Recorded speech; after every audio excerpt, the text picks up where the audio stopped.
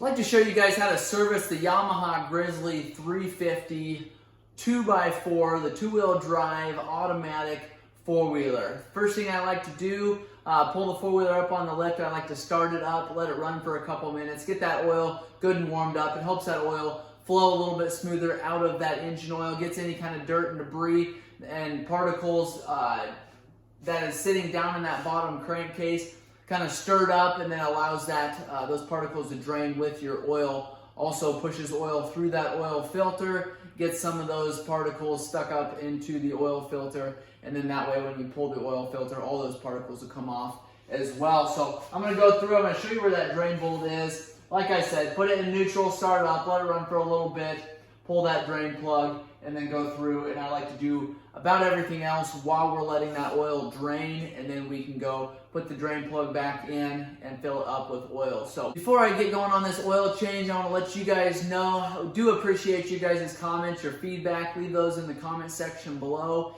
If you found this video helpful, make sure you give us a thumbs up. Hit the subscribe button so that you guys are notified when we come out with other videos on motorcycles, ATVs, UTVs, jet skis. We like to do videos on all that stuff, but I want you guys to be made aware of when we get those videos posted. Typically, we like to post about 2 videos a week. If you guys have videos that you want us to post on different four-wheelers, make sure you leave those in the comments below as well. On this Grizzly 350, like I said in previous videos on this machine, we're going to have this one here in our shop for quite some time. We've got some extensive work we need to do on it. So if you guys want more videos done on this Grizzly, leave those in the comments below as well. I appreciate you guys' feedback. We're going to get into this oil change here for you.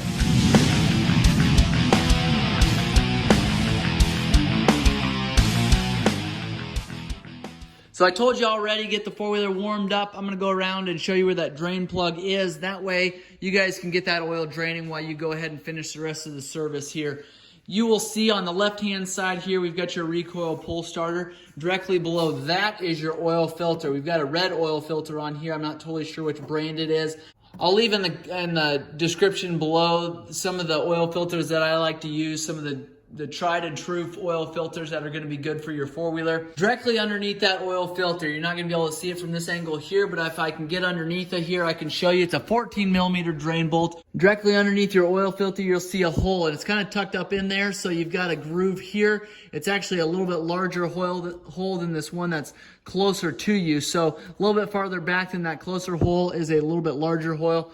Up in there is a 14mm drain bolt. That's going to drain that oil. What that's also going to do is drain the oil that is going to be in your oil cooler. So all of this oil is going to drain down, and then kind of at the base of these oil lines that flow right here is going to be that drain plug. So 14mm, drain that oil there.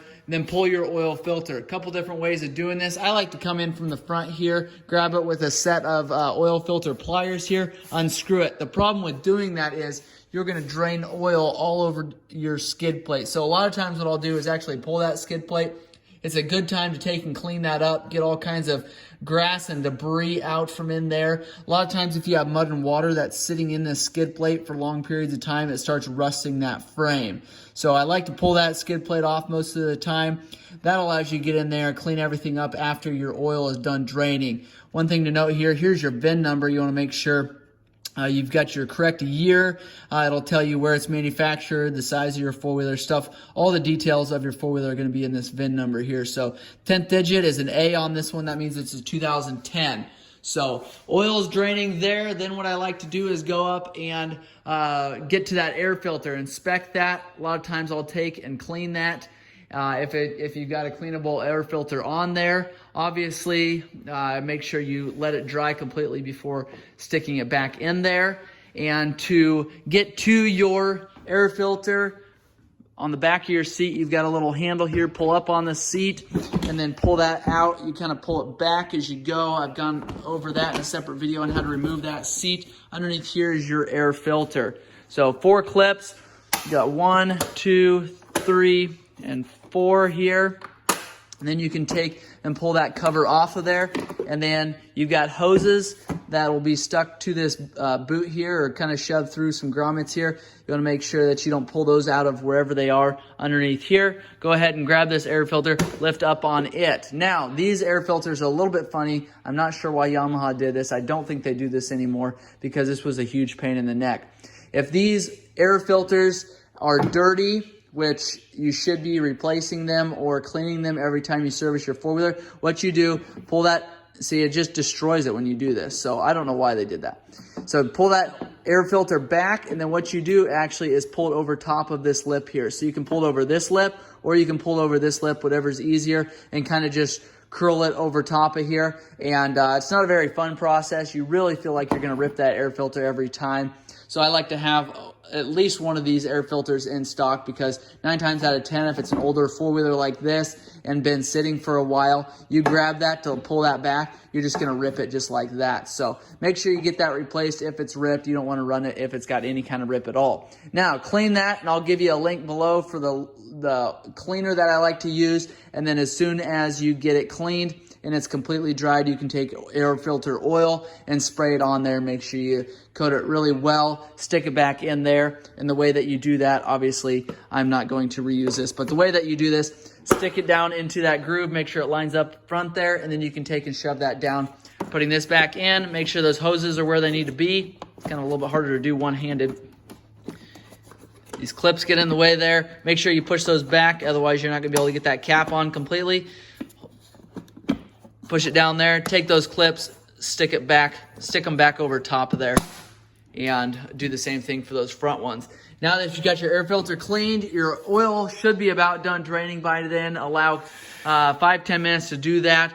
Put your drain plug back in, that 14mm drain plug. Make sure you've got your oil filter on there. Pull your oil fill cap and your dipstick here and remove that. It holds 2.2 quarts or about that. So I like to put in about 2 quarts. I'll put this fill plug back in, tighten it up. I like to start the four-wheeler, then let it run for a few minutes or minute or two, then let it sit. The reason why I do that is because you've drained the oil in your oil cooler. You've also drained the oil out of your oil filter. So letting it sit there and run for a couple minutes will fill up those components with oil, and then you can get an accurate reading on your dipstick. So pull that dipstick out, clean it off, stick it back in, and check it. Make sure it's reading on here. You like to keep it to the full side. Here is where it needs to be, especially when you're changing that oil initially. You want to make sure that it's clear up there.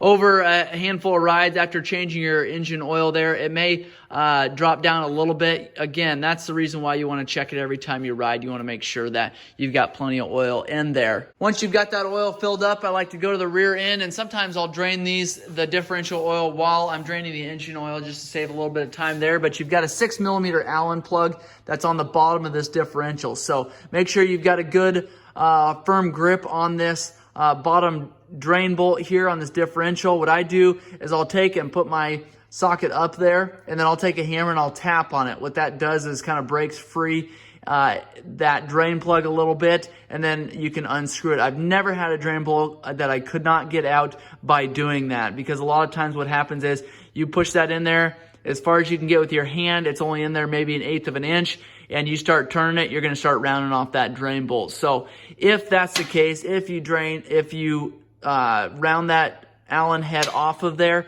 I like to take larger vice grips and I'll remove that.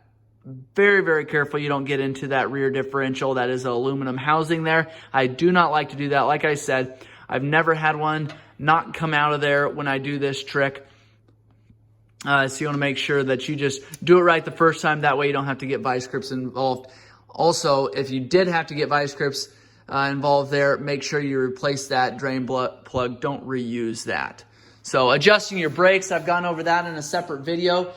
As soon as that oil is drained out of that differential, go up here, 21mm wrench to remove this bolt here. Go ahead and remove that bolt and fill that oil all the way up to the bottom of that fill plug there. So 80 weight 90 oil, differential, gear case oil, fill it up till it's at the bottom of the threads on this plug here, and then that's when you know your differential has enough oil in it. Up top here, you should have a hose. You want to make sure that hose is there, because you do not want water and anything else getting into this differential, or you're gonna have some serious issues down the road. This hose here should not be plugged for any reason. It does not allow, you want something on there so you don't get water or anything into this differential, but what you don't want, a lot of times this will heat up, that oil will start expanding or start foaming, and then that oil needs a place to breathe. If that's plugged up, you're gonna start blowing out seals and have some serious issues there. So going around to the right-hand side here, once your four-wheeler is completely cooled down, you go ahead and change that spark plug. It's right here on the right-hand side, right above your exhaust pipe. You wanna make sure that this exhaust is cool before you stick your hand underneath of there. Pull up on the spark plug cap, it's there. Grab an 18 millimeter socket, put it over top of the spark plug, pull that out. You may need to get some sort of an extension on there to get it past your exhaust pipe. Go ahead and replace that spark plug every single time you replace that engine oil, because those spark plugs can cause your four-wheeler to not run very well at all if they are bad. So make sure you get that done. If you guys, again, have questions or comments, make sure and leave those below. Give us a thumbs up if this video has been helpful. Also, check out our next video on this Grizzly 350. We're going to be replacing the drive belt there, as well as going through the clutches, and I'll show you in detail some of those clutch features on this Yamaha Grizzly. So appreciate you guys watching. Let me know in the comments below if this video has been helpful. Thanks a lot.